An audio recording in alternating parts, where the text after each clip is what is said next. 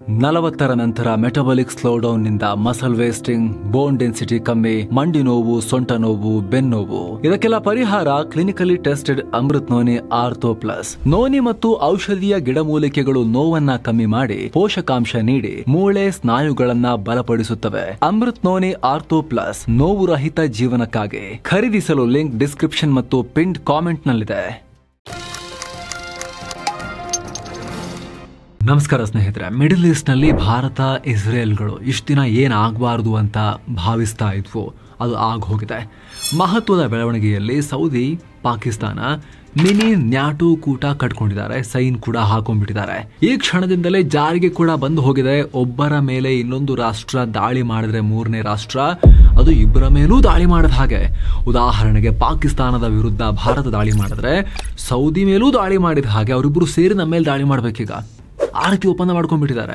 Saudi ಮೇಲೆ ಯಾರಾದ್ರೂ ದಾಳಿ ಮಾಡಿದ್ರೆ, ಈ ಯೆಮೆನ್ ನ ಹೂತಿಗಳು ಅಥವಾ ಇರಾನ್ ಅವರು ಯಾರಾದ್ರೂ ದಾಳಿ ಮಾಡಿದ್ರೆ ಅಥವಾ ಇಸ್ರೇಲೇ ದಾಳಿ ಮಾಡಿದ್ರೆ ಆಗ ಪಾಕಿಸ್ತಾನವು ಸೌದಿ ಪರವಾಗಿ ಯುದ್ಧಕ್ಕೆ ಹೋಗ್ಬೇಕಾಗತ್ತೆ. ಆ ರೀತಿ ಒಪ್ಪಂದ ಮಾಡ್ಕೊಂಡಿದ್ದಾರೆ. ಇದು ಮೇಲ್ನೋಟಕ್ಕೆ ಕತಾರ್ ಮೇಲೆ ಇಸ್ರೇಲ್ ಮಾಡಿದ ದಾಳಿಗೆ ಪ್ರತಿಕ್ರಿಯೆ ಅಂತ ಹೇಳಲಾಗ್ತಿತ್ತು. ಆದ್ರೆ ಇದು ಮುಂದೆ ಭಾರತಕ್ಕೂ ದೊಡ್ಡ ಚಾಲೆಂಜ್ ಅನ್ನ ತಂದಿಟ್ಟೇ ಇಡುತ್ತೆ. ಒಪ್ಪಂದದ ಅಡಿಯಲ್ಲಿ ಪಾಕಿಸ್ತಾನದ ಸೇನೆ ಮೇಲೆ ದೊಡ್ಡ ಪ್ರಮಾಣದಲ್ಲಿ ಹಣ ಸುರಿಯೋಕೆ ಸೌದಿ ರೆಡಿ ಆಗಿದೆ. ಅವ್ರ ಕೈಯಲ್ಲಿ ಜಾಸ್ತಿ ಯುದ್ಧ ಎಲ್ಲ ಮಾಡಕ್ ಆಗಲ್ಲ.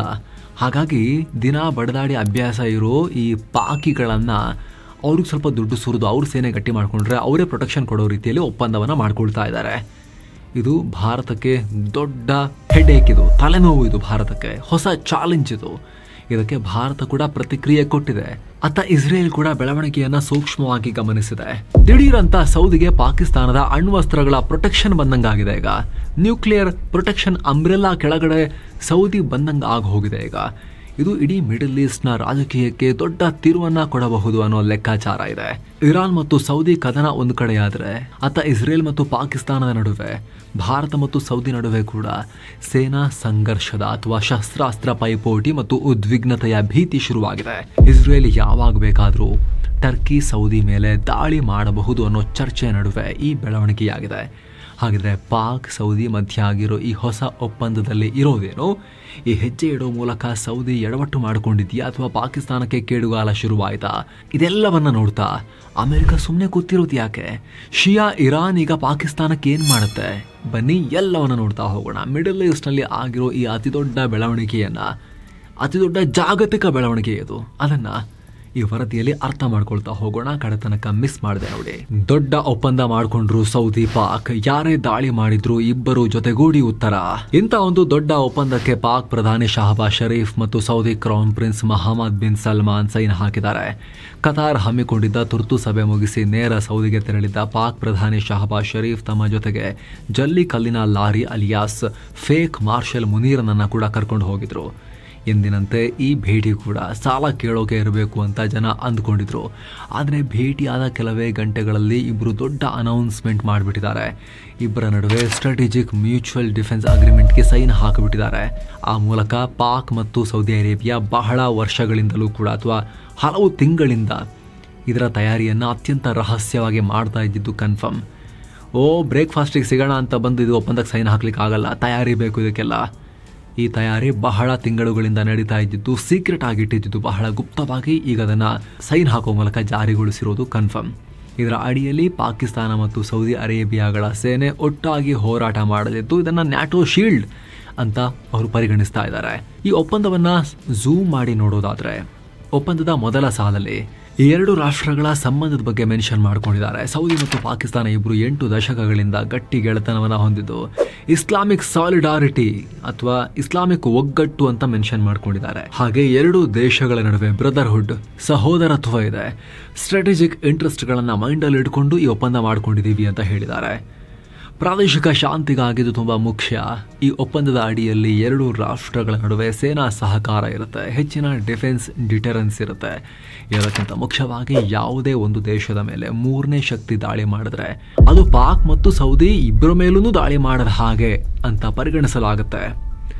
ಯಾವುದೇ ಆಕ್ರಮಣಕ್ಕೆ ಇಬ್ರು ಒಟ್ಟಿಗೆ ಪ್ರತಿಕ್ರಿಯೆ ಕೊಡಬೇಕು ಅಂತ ಒಪ್ಪಂದವನ್ನ ಮಾಡಿಕೊಂಡಿದ್ದಾರೆ. ಅಷ್ಟೇ ಅಲ್ಲ, ಇದು ಉಭಯ ರಾಷ್ಟ್ರಗಳ ನಡುವೆ ಅತಿ ದೊಡ್ಡ ಮತ್ತು ಮೈಲ್ ಸ್ಟೋನ್ ಅಗ್ರಿಮೆಂಟ್ ಅಂತ ಪಾಕ್ ಸರ್ಕಾರ ಬಣ್ಣಿಸಿದೆ. ಸೌದಿ ಅರೇಬಿಯಾ ಈ ಒಪ್ಪಂದಕ್ಕೆ ನಾವು ಕಮಿಟ್ ಆಗಿದ್ದೀವಿ ಅಂತ ಜೋರಾಗಿ ಸಾರಿದೆ. ಈ ಮೂಲಕ 2 ಪ್ರಮುಖ ಇಸ್ಲಾಮಿಕ್ ರಾಷ್ಟ್ರಗಳು ಮಿನಿ ನ್ಯಾಟೋ ಸ್ಟೈಲ್ ನ ಅಗ್ರಿಮೆಂಟ್ ಅನ್ನ ಜಾರಿಗೆ ತಂದೇ ಬಿಟ್ಟಿವೆ ಇದ್ದಕ್ಕಿದ್ದ ಹಾಗೆ. ಸ್ನೇಹಿತರೆ, ಈ ಒಪ್ಪಂದ ದಿಢೀರ್ ಆಗಿದ್ದೇಕೆ, ಇವಾಗ ಏನಾಯ್ತು ಅಂತ ನಿಮಗೆ ಪ್ರತ್ಯೇಕವಾಗಿ ಹೇಳಬೇಕಾಗಿಲ್ಲ. ಇತ್ತೀಚೆಗೆ ಇಸ್ರೇಲ್ ಕತಾರ್ ಮೇಲೆ ದಾಳಿ ಮಾಡಿದ್ದು, ಆಮೇಲೆ ತುರ್ತು ಸಭೆ ಮಾಡಿದ್ದು, ಅಲ್ಲಿ ಅರಬ್ ನ್ಯಾಟೋ ಬಗ್ಗೆ ಚರ್ಚೆಯಾಗಿದ್ದು ನಿಮ್ಗೆ ಗೊತ್ತು. ನಾವು ಕೂಡ ಪ್ರತ್ಯೇಕ ವರದಿಯಲ್ಲಿ ಈ ರಿಪೋರ್ಟ್ ಅಲ್ಲಿ ಅರಬ್ ನ್ಯಾಟೋ ಪ್ಲಾನ್ ಬಗ್ಗೆ ಮಾಹಿತಿ ಕೊಟ್ಟಿದ್ವಿ. ಸಭೆಯಲ್ಲಿ ಈಜಿಪ್ಟ್ ಅರಬ್ ನ್ಯಾಟೋ ಮಾಡೋ ಬಗ್ಗೆ ಇಂಟ್ರೆಸ್ಟ್ ಹೊರ ಹಾಕಿತ್ತು, ತನ್ನ ದೇಶದಲ್ಲಿ ಅದರ ಹೆಡ್ ಕ್ವಾರ್ಟರ್ ನಿರ್ಮಿಸಬೇಕು ಅಂತ ಕೂಡ ಬೇಡಿಕೆ ಇಟ್ಟಿತ್ತು. ಆದರೆ ಅರಬ್ ನ್ಯಾಟೋ ಮಾಡೋದ್ರಿಂದ ಇಸ್ರೇಲ್ ಅನ್ನ ಏಕಾಂಗಿಯಾಗಿ ಮಾಡ್ಸಕ್ ಆಗಲ್ಲ ಅನ್ನೋದು ಎಲ್ಲರಿಗೂ ಗೊತ್ತು, ಸೌದಿಗೂ ಗೊತ್ತು. ಏನೋ ಸ್ನೇಹಿತರೆ, ವರದಿಯಲ್ಲಿ ಮುಂದುವರಿಯುವ ಮುನ್ನ 7 ಸೈನ್ಸ್ ಟೂರಿಸಂ ಕಂಪನಿ ಅಂಡಮಾನ್ಗೆ ಟ್ರಿಪ್ ಅನ್ನ ಆಯೋಜನೆ ಮಾಡಿದೆ.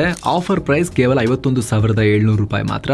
ಅಂಡಮಾನ್ 4 ನೈಟ್ 5 ಡೇಸ್ ಟ್ರಿಪ್ ಇದು. ಈ ಪ್ಯಾಕೇಜ್ ನಲ್ಲಿ ಫ್ಲೈಟ್ ಟಿಕೆಟ್ಸ್, 3 ಸ್ಟಾರ್ ಹೋಟೆಲ್ ನಲ್ಲಿ stay, all meals, cellular jail, light and sound show, Havelock island tour, Baratang island tour, lime stone cave, elephant beach tour, AC transport ವ್ಯವಸ್ಥೆ, private ferry tickets, 24/7 Kannada tour manager ಸೌಲಭ್ಯ ಎಲ್ಲ ಇರುತ್ತೆ. ಹೊರಡೋ ದಿನ 10 November 2025. ಕೆಲವೇ ಸೀಟುಗಳು ಲಭ್ಯ. ಆಸಕ್ತರು ಈ ನಂಬರ್ಗೆ ಕಾಲ್ ಮಾಡಿ ನಿಮ್ಮ ಸೀಟನ್ನು ಕೂಡ ಬುಕ್ ಮಾಡಿ. ಬನ್ನಿ ಈಗ ವರದಿಯಲ್ಲಿ ಮುಂದುವರಿಯೋಣ. ಏನು ಇಸ್ಲಾಮಿಕ್ ನ್ಯಾಟೋ ಮಾಡಿಕೊಂಡ್ರೆ ಅಲ್ಲಿ ಇರಾನ್ ಕೂಡ ಸೇರಿಸ್ಕೊಳ್ಬೇಕಾಗತ್ತೆ. ತಾಲಿಬಾನಿಗಳು ಮುಸ್ಲಿಂ ವರ್ಲ್ಡ್ ಅಲ್ಲಿ ಬರ್ತಾರೆ. ಸೌದಿಗೆ ಎಂದರದು. ಸೌದಿ ಈಗ ಒಂದು ಹೊಸ ಉಪಾಯ ಮಾಡಿ ಪಾಕಿಸ್ತಾನದ ನ್ಯೂಕ್ಲಿಯರ್ ಅಂಬ್ರೆಲಾ ಅಡಿಯಲ್ಲಿ ರಕ್ಷಣೆ ಪಡೆಯೋಕೆ ಹೋಗಿ ನಿಂತ್ಕೊಂಡಿದೆ. ಹಿಂಗೆ ಪಾಕ್ ಹತ್ರ ಏನಿಲ್ಲ ಅಂದ್ರೂ ಕೂಡ ಅಣ್ವಸ್ತ್ರ ಇದೆಯಲ್ಲ, ಅವ್ರ ಹತ್ರ ದುಡ್ಡಿಲ್ಲ, ದುಡ್ಡು ಕಾಸಿಗೆ ನಮ್ಮ ಹತ್ರನೇ ಭಿಕ್ಷೆ ಬೇಡಕ್ಕೆ ಬರ್ತಿರ್ತಾರೆ ಯಾವಾಗಲೂ ಕೂಡ. ಈ ಅಗ್ರಿಮೆಂಟ್ ಮಾಡ್ಕೊಂಡ್ಬಿಟ್ರೆ ಸ್ವಲ್ಪ ದುಡ್ಡು ಕಾಸು ಹಿಂಗೆ ಹಾಕ್ತಾ ಇದ್ರೆ ಪಾಕಿಸ್ತಾನದ ಕಡೆಗೆ, ಆ ಅಣ್ವಸ್ತ್ರಗಳ ಪ್ರೊಟೆಕ್ಷನ್ ನನ್ನ ತಲೆ ಮೇಲೂ ಬರುತ್ತೆ ಛತ್ರಿ ಅಂತ ಅಂದುಕೊಂಡಿದೆ ಸೌದಿ ಅರೇಬಿಯಾ. ಸ್ನೇಹಿತರೆ, ಆಲ್ರೆಡಿ ಇಸ್ರೇಲ್ನ ನೆಕ್ಸ್ಟ್ ಟಾರ್ಗೆಟ್ ಟರ್ಕಿ ಮತ್ತು ಸೌದಿ ಇರಬಹುದು ಅಂತ ಜಾಗತಿಕ ರಕ್ಷಣಾ ತಜ್ಞರು ಅವಾಗವಾಗ ವಿಶ್ಲೇಷಣೆ ಮಾಡಿದ್ದಾರೆ. ಫ್ಯೂಚರ್ನಲ್ಲಿ ಸೌದಿ ಶ್ರೀಮಂತಿಕೆ ಮೇಲೂ ಮಿಸೈಲ್ ಬಂದರೆ ಅಚ್ಚರಿಯಿಲ್ಲ. ಆ ದಾಳಿ ತಪ್ಪಿಸ್ಬೇಕು ಅಂದರೆ ಅಲ್ಲಿ ಬಲವಾದ ಆಯುಧದ ರಕ್ಷಣೆ ಬೇಕು. ಈಗ ಈ ಒಪ್ಪಂದದ ಪ್ರಕಾರ ಸೌದಿ ಪಾಕಿಸ್ತಾನದ ಅಣ್ವಸ್ತ್ರ ಬಳಸೋಕೆ ಅಧಿಕಾರವನ್ನ ಪಡೆದಿದೆ. ಹೀಗಾಗಿ ಪಾಕಿಸ್ತಾನದ ಅಣ್ವಸ್ತ್ರಗಳನ್ನ ತೋರಿಸಬಹುದು ಅನ್ನೋದು ಸೌದಿ ಲೆಕ್ಕ. ಆದರೆ ಈಗ ಇದು ಮಿಡಲ್ ಈಸ್ಟ್ ಪಾಲಿಟಿಕ್ಸ್ ನಲ್ಲಿ ದೊಡ್ಡ ಚರ್ಚೆಯನ್ನು ಹುಟ್ಟುಹಾಕಿದೆ. ಅರಬ್ ನ್ಯಾಟೋ ಕಾನ್ಸೆಪ್ಟ್ಗೆ ಎಳ್ಳು ನೀರು ಬಿಡೋ ಸಾಧ್ಯತೆ ಒಂದು ಕಡೆ ಚರ್ಚೆಯಾಗ್ತಿದ್ರೆ, ಇತ್ತ ಭಾರತದ ಆಂಗಲ್ ನಲ್ಲೂ ಸಂಚಲನಕ್ಕೆ ಕಾರಣ ಆಗಿದೆ. ಪಾಕಿಸ್ತಾನದೊಂದಿಗೆ ಸೇರಿ ಸೌದಿ ತಪ್ಪು ಮಾಡ್ತಾ ಅನ್ನೋ ಒಪಿನಿಯನ್ ಕೂಡ ಇದೆ. ಎಡವಟ್ಟು ಮಾಡ್ತಾ ಸೌದಿ. ಇಲ್ಲಿ ಸೌದಿ ಹತ್ರ ಬಲಿಷ್ಠವಾದ ಸೇನೆ ಇಲ್ಲ, ಅಮೆರಿಕವನ್ನ ನಂಬಕ್ಕಾಗಲ್ಲ, ಹೀಗಾಗಿ ಪಾಕಿಸ್ತಾನದೊಂದಿಗೆ ಸೇರ್ಕೊಂಡಿದೆ ಅನ್ನೋದು ಒಂದು ಲೆಕ್ಕಾಚಾರ. ಆದರೆ ಈ ಹೆಜ್ಜೆಯಿಂದ ಅವರು ಭಾರತವನ್ನ ಕೂಡ ನೇರವಾಗಿ ಎದುರು ಹಾಕೊಂಡಿದ್ದಾರೆ. ಯಾಕಂದ್ರೆ ಭಾರತ ಮತ್ತು ಪಾಕಿಸ್ತಾನ ಕಾಯಂ ಶತ್ರುಗಳು. ಇದುವರೆಗೆ ಮಲ್ಟಿಪಲ್ ಯುದ್ಧಗಳನ್ನ ಭಾರತ ಪಾಕಿಸ್ತಾನ ಮಾಡಿದ್ದಾರೆ. ಪ್ರತಿಯೊಂದರಲ್ಲೂ ಭಾರತ ಅವ್ರನ್ನ ಹೊಡೆದು ಹಾಕಿದೆ. 3 ಮುಖ್ಯ ಯುದ್ಧಗಳು, ಲೆಕ್ಕವಿಲ್ಲದಷ್ಟು ಸಣ್ಣ ಪುಟ್ಟ ಸಂಘರ್ಷಗಳು, ಆಪರೇಷನ್ಗಳು ನಿಮಗೆ ಗೊತ್ತೇ ಇದೆ. ನಿರಂತರ ಸಂಘರ್ಷ ನಡೀತಾನೆ ಇರುತ್ತೆ. ಮೊನ್ನೆ ಆಪರೇಷನ್ ಸಿಂಧೂರ್ನಲ್ಲಿ ಯಾವ ರೀತಿ ಪಾಕಿಸ್ತಾನದ ತಲೆಯಿಂದ ಕಾಲ್ ತನಕ ಈ ಏರ್ ಬೇಸ್ಗಳನ್ನ ಭಾರತ ಹೊಡೆದು ಹಾಕಿತ್ತು ಅಂತ ನೀವು ನೋಡಿದ್ದೀರಾ. ಈಗ ಒಪ್ಪಂದದ ಪ್ರಕಾರ ಪಾಕಿಸ್ತಾನದ ಮೇಲೆ ನಾವು ದಾಳಿ ಮಾಡಿದ್ರೆ ಸೌದಿ ಕೂಡ ಅವರ ಹೆಲ್ಪ್ಗೆ ನಮ್ಮ ಮೇಲೆ ದಾಳಿ ಮಾಡಕ್ ಬರಬೇಕಾಗತ್ತೆ ಈ ಒಪ್ಪಂದದ ಪ್ರಕಾರ. ಈಗ ಹೆಂಗೆ ಸೌದಿ ಇದನ್ನ ಹೆಂಗೆ ಹ್ಯಾಂಡಲ್ ಮಾಡುತ್ತೆ? ಭಾರತ ಕೂಡ ಫ್ರೆಂಡ್ ಅಂತ ಕನ್ಸಿಡರ್ ಮಾಡುತ್ತಲ್ಲ ಸೌದಿಯನ್ನ, ಅವರು ಕೂಡ ನಮ್ಮನ್ನ ಫ್ರೆಂಡ್ಸ್ ಅಂತ ಕನ್ಸಿಡರ್ ಮಾಡ್ತಾರಲ್ಲ, ಹೆಂಗಾಗತ್ತೆ? ನಮ್ಮ ಮತ್ತು ಪಾಕಿಸ್ತಾನದ ನಡುವೆ ಇರೋ ಶತ್ರುತ್ವ ನಮ್ಮ ಮತ್ತು ಸೌದಿ ನಡುವೆನೂ ಶತ್ರುತ್ವ ಆಗಿ ಬದಲಾಗುತ್ತಾ? ಹಾಗಾದ್ರೆ ಇದು ಕ್ವಶನ್.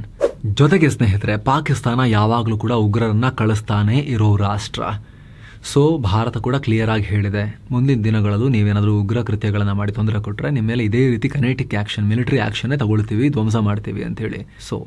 ಪದೇ ಪದೇ ಭಾರತ ಪಾಕ್ ಸಂಘರ್ಷ ಆಗ್ತಿರೋ ಸಾಧ್ಯತೆಯಂತೂ ಇದ್ದೇ ಇದೆ ಫ್ಯೂಚರ್ನಲ್ಲೂ ಕೂಡ. ಆವಾಗ ಸೌದಿ ಬರುತ್ತಾ ಭಾರತದ ವಿರುದ್ಧ ದಂಡೆತ್ಕೊಂಡು ಅರೇಬಿಯನ್ ಸೀಗಿಂದ ಹಾರ್ಕೊಂಡು ಬರುತ್ತಾ ಸೌದಿ? ಆ ರಿಸ್ಕ್ ಸೌದಿ ತಗೊಳುತ್ತಾ ಅನ್ನೋದು ಇಲ್ಲಿರುವಂಥ ಪ್ರಶ್ನೆ. ಅಥವಾ ಪಾಕಿಸ್ತಾನಕ್ಕೆ ಉಗ್ರಗಾಮಿ ಕೃತ್ಯಗಳನ್ನ ಬಿಡ್ರಿ ಅಂತ ಹೇಳಿ ಭಾರತದ ವಿರುದ್ಧ ನೀವು ಹೋಗಬೇಡಿ ಅಂತ ಹೇಳಿ ಕಂಡೀಷನ್ ಏನಾದರೂ ಸೌದಿ ಹಾಕುತ್ತಾ? ಬಹಳ ವಿಚಿತ್ರ ಸನ್ನಿವೇಶವನ್ನ ಈ ಒಪ್ಪಂದ ಈಗ ಕ್ರಿಯೇಟ್ ಮಾಡಿ ಹಾಕಿದೆ ಈ ಭಾಗದಲ್ಲಿ. ಸ್ನೇಹಿತರೆ, ನಿಮ್ಮ ಗಮನಕ್ಕಿರಲಿ, ಸೌದಿಗೆ ಪಾಕಿಸ್ತಾನಕ್ಕಿಂತ ಭಾರತ ಮುಖ್ಯ ಆಕ್ಚುಲಿ ಬೇರೆಲ್ಲ ಆಂಗಲ್ನಲ್ಲೂ ಕೂಡ. ಯಾಕಂದ್ರೆ ಸೌದಿ ಅರೇಬಿಯಾ ಭಾರತದ 5ನೇ ಅತಿ ದೊಡ್ಡ ವ್ಯಾಪಾರಿ ಪಾಲುದಾರ. ಭಾರತ ಸೌದಿಗೆ 2ನೇ ಅತಿ ದೊಡ್ಡ ಪಾಲುದಾರ ರಾಷ್ಟ್ರ. 2024-25ನೇ ಹಣಕಾಸು ವರ್ಷದಲ್ಲಿ ಇಬ್ಬರ ನಡುವೆ $43.37 ಬಿಲಿಯನ್ ವ್ಯಾಪಾರ ಇದೆ. ಇದರಲ್ಲಿ $20 ಬಿಲಿಯನ್ ಟ್ರೇಡ್ ಸರ್ಪ್ಲಸ್ ಸೌದಿಗಿದೆ. ಭಾರತವನ್ನ ಸೌದಿ ಅತ್ಯಂತ ಸ್ಟ್ರಾಟಜಿಕ್ ಪಾರ್ಟ್ನರ್ ಅಂತ ನೋಡ್ತಾ ಇದೆ. UAE ಜೊತೆಗೆ ಸ್ಪರ್ಧೆಗೆ ಬಿದ್ದು ಭಾರತದ ಸಂಬಂಧವನ್ನ ಸೌದಿ ಚೆನ್ನಾಗಿ ಮೇಂಟೈನ್ ಮಾಡ್ತಿದೆ. ಎರಡೂ ದೇಶಗಳು ಆರ್ಥಿಕ ಮತ್ತು ಸಾಂಸ್ಕೃತಿಕ ಸಂಬಂಧಗಳನ್ನು ಶೇರ್ ಮಾಡ್ತವೆ. ಸೌದಿಯಲ್ಲಿ 3.5 ಕೋಟಿ ಜನಸಂಖ್ಯೆ ಇದ್ದರೆ ಭಾರತೀಯರು 30 ಲಕ್ಷ ಹತ್ತತ್ರ ಇದ್ದಾರೆ. ಹತ್ತತ್ರ 8-10% ಭಾರತೀಯ ಮೂಲದವರು ಅಲ್ಲಿದ್ದಾರೆ. ನಾಗರಿಕರು ತುಂಬ ಕಮ್ಮಿ. ಸ್ಕ್ರೀನ್ ಮೇಲೆ ನೋಡ್ತಾ ಇದ್ದೀರಾ, ಸಿಟಿಸನ್ಸ್ ಎಷ್ಟು, ಓವರಾಲ್ ಪಾಪ್ಯುಲೇಷನ್ ಎಷ್ಟು ಅಂಥೇಳಿ. ಇಲ್ಲ, ವಲಸಿಗರು ಜಾಸ್ತಿ ಇರೋದಿಲ್ಲ. ಸೊ ಸಿಚುವೇಶನ್ ಈ ರೀತಿ ಇರುವಾಗ ಭಾರತವನ್ನು ಅವ್ರು ಕಳ್ಕೊಳ್ಳೋಕೆ ಯಾಕೆ ಇಷ್ಟಪಡ್ತಾರೆ ಅನ್ನೋ ಪ್ರಶ್ನೆ. ಸೌದಿ ಪಾಕಿಸ್ತಾನದ ಸಂಬಂಧ ಇಸ್ಲಾಂಗಷ್ಟೇ ಸೀಮಿತ ಆಗಿದೆ. ಅದು ಬಿಟ್ಟರೆ ಬೇರೆ ಅಂಥ ಒಳ್ಳೆ ಸಂಬಂಧ ಇಲ್ಲ. ಇಬ್ಬರ ಮಧ್ಯೆ $3-4 ಬಿಲಿಯನ್ ಅಷ್ಟೇ ವ್ಯಾಪಾರ ಇದೆ. ಪಾಕಿಸ್ತಾನ ಬರೀ ಭಿಕ್ಷೆ ಬೇಡೋಕೆ ಸೌದಿಗೆ ಹೋಗುತ್ತೆ. ಪಾಕಿಸ್ತಾನ ಸರ್ಕಾರವೂ ಹೋಗುತ್ತೆ. ಧಾರ್ಮಿಕ ಯಾತ್ರೆ ಅಂತ ಹೇಳಿ ಸುಳ್ಳು ಹೇಳಿ ಹೋಗಿ ಅಲ್ಲಿ ಭಿಕ್ಷೆ ಬೇಡ್ತಾ ಅಲ್ಲೇ ಉಳ್ಕೊಳ್ಳುವಂಥ ರಿಯಲ್ ಭಿಕ್ಷುಕರ ಸಂಖ್ಯೆ ಕೂಡ ಜಾಸ್ತಿನೇ ಇದೆ. ನೀವು ಸ್ಕ್ರೀನ್ ಮೇಲೂ ಕೂಡ ನೋಡ್ತಾ ಇದ್ದೀರಾ ಈ ರಿಪೋರ್ಟನ್ನು. ಸೌದಿ ಹೇಗೆ ಅಫಿಷಿಯಲ್ ಆಗಿ ಪದೇ ಇದರ ಬಗ್ಗೆ ಪಾಕಿಸ್ತಾನಕ್ಕೆ ಕಂಪ್ಲೇಂಟ್ ಕೊಡ್ತಾ ಇರುತ್ತೆ, ನಿಮ್ಮ ಭಿಕ್ಷುಕರನ್ನು ಕರ್ಕೊಂಡು ಹೋಗಿ ಅಂತ ಹೇಳಿ ಅಂತ. ಪಾಕಿಸ್ತಾನ ಕೂಡ ಅಫಿಷಿಯಲ್ ಆಗಿ ಇದನ್ನು ಒಪ್ಕೊಂಡಿದೆ. ಸೊ ಸಂಬಂಧ ಭಿಕ್ಷೆಗಷ್ಟೇ ಸೀಮಿತ. ಅದು ಬಿಟ್ಟರೆ ಧಾರ್ಮಿಕವಾಗಿ ನಾವು ಒಂದೇ ಮೂಲವನ್ನು ಹೊಂದಿದ್ದೀವಿ ಅನ್ನೋ ರೀತಿಯಲ್ಲಿ ಒಗ್ಗಟ್ಟನ್ನು ತೋರಿಸೋಕೆ ಅನ್ನೋದು ಅವಾಗವಾಗ ಪ್ರಯತ್ನ ಪಡ್ತಾರೆ. ಬಿಟ್ಟರೆ ಬೇರೆ ಅಂಥ ದೊಡ್ಡ ಬಿಸ್ನೆಸ್ ಇಲ್ಲ ಇವ್ರ ನಡುವೆ. ಇದೇ ಕಾರಣಕ್ಕಿರ್ಬೋದು ಬಹುಶಃ ಸೌದಿ ಒಂದು ಸ್ಟೇಟ್ಮೆಂಟ್ ಕೊಟ್ಟಿದೆ, ಈ ಒಪ್ಪಂದ ನಿರ್ದಿಷ್ಟ ರಾಷ್ಟ್ರಗಳಿಗೆ ಅಥವಾ ನಿರ್ದಿಷ್ಟ ಘಟನೆಗಳಿಗೆ ಪ್ರತಿಕ್ರಿಯೆ ಅಲ್ಲ ಅಂತ ಹೇಳಿದೆ. ಭಾರತದೊಂದಿಗೆ ನಮ್ಮ ಸಂಬಂಧ ಚೆನ್ನಾಗಿದೆ, ಅದನ್ನು ಚೆನ್ನಾಗಿ ತಗೊಂಡು ಹೋಗ್ತೀವಿ, ಇದು ಪ್ರಾದೇಶಿಕ ಶಾಂತಿಗೆ ಮಾತ್ರ ಅಂತ ಅರೇಬಿಯಾದ ಹಿರಿಯ ಅಧಿಕಾರಿಯೊಬ್ಬರು ರಾಯ್ಟರ್ಸ್ಗೆ ಸ್ಟೇಟ್ಮೆಂಟ್ ಕೊಟ್ಟಿದ್ದಾರೆ. ಹೀಗಾಗಿ ಇಲ್ಲಿ ಸೌದಿಯ ಕಮಿಟ್ಮೆಂಟ್ ಬಗ್ಗೆ ಸ್ವಲ್ಪ ಪ್ರಶ್ನೆಗಳು ಕೂಡ ಇದೆ. ಒಪ್ಪಂದದ ಪೂರ್ಣ ಮಾಹಿತಿಯ ಬಗ್ಗೆ ಫುಲ್ ಟೆಕ್ಸ್ಟ್ನಲ್ಲಿ ಏನೆಲ್ಲ ಪ್ರಶ್ನೆಗಳು ಬರುತ್ತೆ ಅನ್ನೋದ್ರ ಬಗ್ಗೆ ಕೂಡ ಒಂದಷ್ಟು ಇಲ್ಲಿ ಕುತೂಹಲ ಇದೆ. ಏನಾದರೂ ಕಂಡೀಷನ್ಸ್ ಅಪ್ಲೈ ಥರ ಇದೆಯಾ, ಇಂಥ ಸಂದರ್ಭಗಳಿಗೆ ಇಂಥ ರಾಷ್ಟ್ರಗಳಿಗೆ ಅನ್ವಯ ಆಗಲ್ಲ ಅಂತ ಏನಾದರೂ ಮೆನ್ಷನ್ ಮಾಡ್ಕೊಂಡಿದ್ದಾರಾ, ಆ ಕುತೂಹಲ ಇದ್ದೇ ಇದೆ. ಪಾಕಿಸ್ತಾನಕ್ಕೆ ಶುರುವಾಯಿತಾ ಕೇಡುಗಾಲ. ಏನೋ ಸೌದಿ ಜೊತೆಗೆ ಕೈ ಜೋಡಿಸಿ ಪಾಕಿಸ್ತಾನ ಕೂಡ ಇಲ್ಲಿ ಹುತ್ತಕ್ಕೆ ಕೈ ಹಾಕಿರುವುದು ಸ್ಪಷ್ಟವಾಗಿದೆ. ಇಲ್ಲಿ ಪಾಕಿಸ್ತಾನದ ಲೆಕ್ಕಾಚಾರ ಏನಿದೆ ಅಂದರೆ, ಒಪ್ಪಂದ ಮಾಡಿಕೊಂಡ್ರೆ ಸೌದಿ ಪಾಕಿಸ್ತಾನಕ್ಕೆ ಹಣ ಕೊಡುತ್ತೆ. ಇಸ್ಲಾಮಿಕ್ ಶ್ರದ್ಧಾ ಕೇಂದ್ರ ಎಲ್ಲವೂ ಸೌದಿಯಲ್ಲಿರೋದು, ಮೆಕ್ಕಾ, ಮದೀನಾ ಎಲ್ಲ ಸೌದಿಯಲ್ಲಿರೋದು.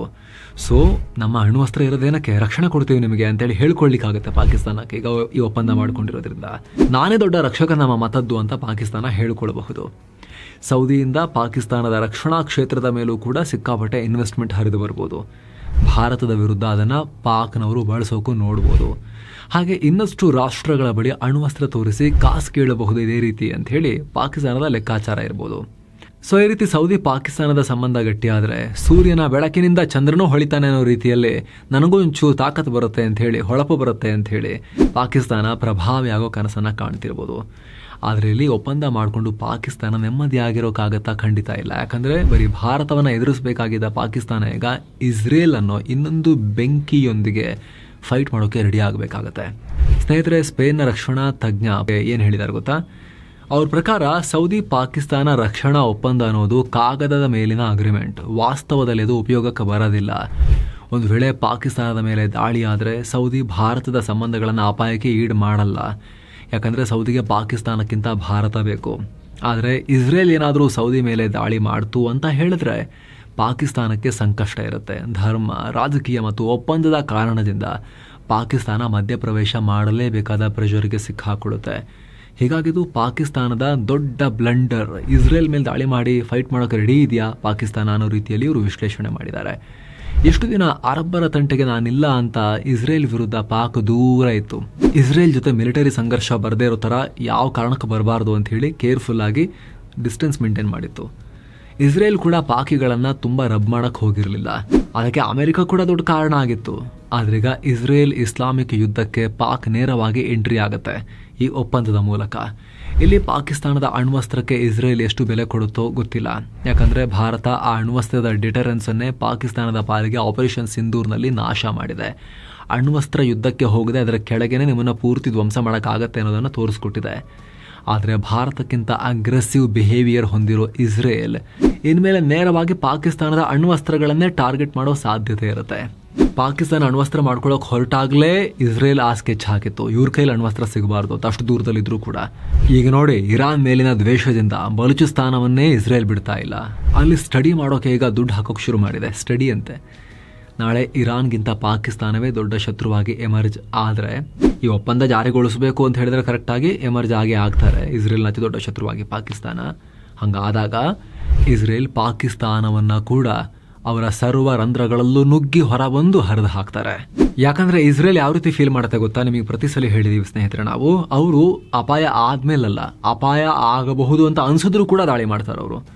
ಇವತ್ತು ಸೌದಿ ಅವರಿಗೆ ನ್ಯೂಕ್ಲಿಯರ್ ರಕ್ಷಣೆ ಪಾಕಿಸ್ತಾನದ್ದು, ನಾಳೆ ಕತರ್, ನಾಳಿದ್ದು UAE, ಆಮೇಲೆ ಎಲ್ಲ ಇಸ್ಲಾಮಿಕ್ ರಾಷ್ಟ್ರಗಳಿಗೆ ಇದೇ ರೀತಿ ನಾನು ಅಣ್ವಸ್ತ್ರಗಳ ರಕ್ಷಣೆ ಕೊಡ್ತೀನಿ ಅಂತ ಪಾಕಿಸ್ತಾನ ಹೋದ್ರೆ ಏನ್ ಕತೆ ಅನ್ನೋ ಭಯ ಇಸ್ರೇಲ್ ಅನ್ನ ಕಾಡುತ್ತೆ.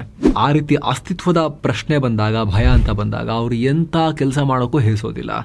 ಇದೇ ಕಾರಣಕ್ಕೆ ಇರಾನ್ ಜೊತೆ ಯುದ್ಧ ಮಾಡ್ತಿದ್ದ ಟೈಮ್ನಲ್ಲೇ ಮೊನ್ನೆ ನೆಕ್ಸ್ಟ್ ಪಾಕಿಸ್ತಾನದ ಅಣ್ವಸ್ತ್ರಗಳ ನಮ್ಮ ಟಾರ್ಗೆಟ್ ಅಂತ ಇಸ್ರೇಲ್ನ ನಾಯಕರುಗಳೆಲ್ಲ ಪೋಸ್ಟ್ ಹಾಕಿದ್ರು. ಆದರೆ ಅಂತ ಸಂದರ್ಭ ಬಂದಿಲ್ಲ ಅಷ್ಟೇ ಇದುವರೆಗೂ ಕೂಡ. ಈಗ ಅದನ್ನ ಪಾಕಿಸ್ತಾನವೇ ಇಸ್ರೇಲ್ ಪಾಲಿಗೆ ಕೊಡ್ತಾ ಇದೆ ಅಪಾರ್ಚುನಿಟಿ ಅಂತ ವಿಶ್ಲೇಷಣೆ ಮಾಡಲಾಗ್ತಿದೆ. ವಿಕ್ಟಿಮ್ ಕಾರ್ಡ್ ಅನ್ನ ಪ್ಲೇ ಮಾಡಿ ನಮ್ಮ ವಿರುದ್ಧನೇ ಮಾಡ್ತಿರೋದಿದು, ನಮ್ಮನ್ನು ನಾಶ ಮಾಡಕ್ ಬರ್ತಿದ್ದಾರೆ ಅಂತ ಜೋರಾಗಿ ಒಂದ್ಸಲಿ ಗಲಾಟೆ ಮಾಡಿ ಹೋಗಿ ಹಾಕಿಬಿಡ್ತಾರೆ. ಪಾಕಿಸ್ತಾನವನ್ನು ಟಾರ್ಗೆಟ್ ಮಾಡೋಕೆ ಶುರು ಮಾಡ್ತಾರೆ ಇವರು ಅನ್ನೋ ಲೆಕ್ಕಾಚಾರ. ಜೊತೆಗೆ ನಿಮ್ಮ ಗಮನಕ್ಕಿರಲಿ ಸ್ನೇಹಿತರೆ, ಪಾಕಿಸ್ತಾನಕ್ಕೆ ಇದುವರೆಗೂ ಕೂಡ ಇಸ್ರೇಲ್ ಮೇಲೆ ನ್ಯೂಕ್ಲಿಯರ್ ದಾಳಿ ಮಾಡುವಷ್ಟು ಪವರ್ಫುಲ್ ಕ್ಷಿಪಣಿ ಇಲ್ಲ. ವಿಮಾನಗಳ ಮೂಲಕವೇ ಹಾಕಬೇಕು. ಆದರೆ ಇಸ್ರೇಲ್ ಅಲ್ಲಿ ತನಕ ಅವಕಾಶ ಕೊಡೋದಿಲ್ಲ. ವಿಮಾನದಲ್ಲಿ ಹೋಗಿ ಹಾಕಿ ಬರೋ ತನಕ ಅವರು ಸುಮ್ಮನೆ ಕೂತ್ಕೊಂಡಿರೋದಿಲ್ಲ. ಮೊನ್ನೆ ಕೆಂಪು ಸಮುದ್ರದಲ್ಲಿ ನಿಂತ್ಕೊಂಡೇ ಕತಾರನ್ನ ಹೊಡೆದಂಥ ಇಸ್ರೇಲ್ಗೆ ಪಾಕಿಸ್ತಾನವನ್ನು ತಲುಪೋದು ಕಷ್ಟ ಆಗಲ್ಲ. ಪಾಕಿಸ್ತಾನ ಆಯುಧ ಎತ್ತೋಕ್ಕೂ ಮೊದಲೇ ಅವ್ರ ಕೈ ಇಲ್ಲ ಆಗೋ ರೀತಿ ಮಾಡೋ ತಾಕತ್ತನ್ನ ಇಸ್ರೇಲ್ ಹೊಂದಿದೆ. ಜೊತೆಗೆ ಸ್ನೇಹಿತರದು ಹೀಗೆ ಮುಂದುವರೆದು ಈ ಒಪ್ಪಂದ ತುಂಬಾ ಸ್ಟ್ರಾಂಗ್ ಆಗಿ ಇನ್ನೊಂದೆರಡು ರಾಷ್ಟ್ರ ಕೂಡ ಸೇರ್ಕೊಂಡ್ಬಿಟ್ರೆ ಈ ಗಲ್ಫ್ ಭಾಗದಲ್ಲಿ ಅಮೆರಿಕದ ರಕ್ಷಣೆಯ ಅಗತ್ಯತೆ ಅರಬ್ರಿಗೆ, ಒಂದಷ್ಟು ರಾಷ್ಟ್ರಗಳಿಗೆ ಕಮ್ಮಿ ಆಗ್ತಾ ಬರ್ಬೋದು. ಅಮೆರಿಕದ ಮಹತ್ವ ಈ ಭಾಗದಲ್ಲಿ ಕಮ್ಮಿ ಆಗ್ತಾ ಬರ್ಬೋದು. ಸೊ ಅಮೆರಿಕದ ರಿಯಾಕ್ಷನ್ ಏನು ಅಂತ ಕೂಡ ನೋಡ್ಬೇಕಾಗತ್ತೆ. ಇರಾನ್ಗೂ ಕೂಡ ಸೌದಿಗೆ ಅಣ್ವಸ್ತ್ರದ ರಕ್ಷಣೆ ಸಿಕ್ತು, ಶಿಯಾ ಕಂಟ್ರಿಯಾಗಿ ನಮಗಿಲ್ವಲ್ಲ ಅಂತ ಅನಿಸಿ ಅವರು ಅಣು ಕನಸನ್ನ ಇನ್ನೂ ಜಾಸ್ತಿ ಮಾಡ್ಕೊಳ್ಳೋಕೆ ರೆಡಿ ಆಗ್ತಾರೆ. ಒಟ್ಟಾರೆ ಮಿಡಲ್ ಈಸ್ಟ್ನ ಕಂಪ್ಲೀಟ್ ರಾಜಕೀಯದಲ್ಲಿ, ಸೇನಾ ವಲಯದಲ್ಲಿ ಮತ್ತು ಸ್ಟ್ರಾಟಜಿಕ್ ಕ್ಷೇತ್ರಗಳಲ್ಲಿ ಈ ಒಪ್ಪಂದ ದೊಡ್ಡ ಪರಿಣಾಮವನ್ನು ಉಂಟು ಮಾಡ್ತಾ ಇದೆ. ಸದ್ಯಕ್ಕೆ ಇದಕ್ಕೆ ಸಂಬಂಧಪಟ್ಟಂತೆ ಭಾರತ ಕೇರ್ಫುಲ್ ರಿಯಾಕ್ಷನ್ ಕೊಟ್ಟಿದೆ. ನೋಡ್ತಾ ಇದ್ದೀವಿ, ಸ್ಟಡಿ ಮಾಡ್ತಾ ಇದ್ದೀವಿ, ಪರಿಣಾಮಗಳೇನು ಅನ್ನೋದನ್ನು ನಾವು ಮಾನಿಟರ್ ಮಾಡ್ತೀವಿ, ಅಧ್ಯಯನ ಮಾಡ್ತಾ ಇದ್ದೀವಿ ಅಂತ ಭಾರತದ ವಿದೇಶಾಂಗ ಇಲಾಖೆ ಹೇಳಿಕೆಯನ್ನು ಕೊಟ್ಟಿದೆ. ಡೆಫಿನೆಟ್ಲಿ ತುಂಬ ಡೀಪ್ ಆಗಿ ಸ್ಟಡಿ ಮಾಡ್ತಿರ್ತಾರೆ. ಒಂದಷ್ಟು ಫೋನ್ ಕಾಲ್ಸ್ ಕೂಡ ಆಗಿರುತ್ತೆ ಸೌದಿ ಮತ್ತು ಭಾರತದ ನಡುವೆ. ಸೊ ಮುಂದೇನಾಗುತ್ತೆ ಅನ್ನೋದನ್ನು ನೋಡಬೇಕು. ಏನೇ ಅಪ್ಡೇಟ್ ಬಂದರೂ ತಲುಪಿಸುವಂಥ ಪ್ರಯತ್ನವನ್ನು ಮಾಡ್ತೀವಿ. ಮತ್ತೆ ಭೇಟಿ ಆಗ್ತಿರೋಣ. ನಮಸ್ತೆ.